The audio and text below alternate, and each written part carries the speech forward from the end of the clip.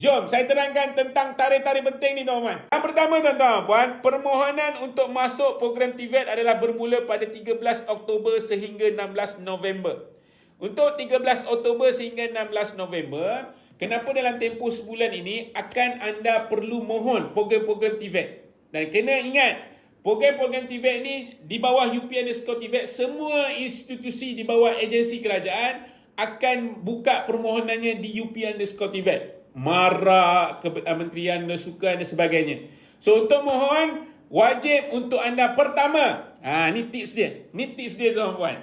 Yang pertama, fikir dulu apa yang anda nak mohon. Bidang apa yang anda nak mohon. Itu yang pertama anda kena tengok.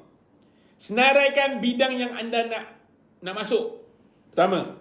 Kedua, dah senaraikan, contoh ada 10 program yang anda nak mohon. Anda pergi tengok dekat UP_TVET, cari program-program tu. Pertama, anda kena tengok syarat kemasukan.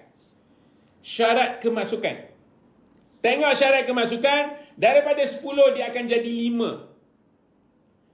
So, bila anda dah tengok 5 tu, anda tengok syarat kemasukan dan anda boleh pilih bidang 5-5 tu ataupun anda boleh pilih 3 untuk anda mohon program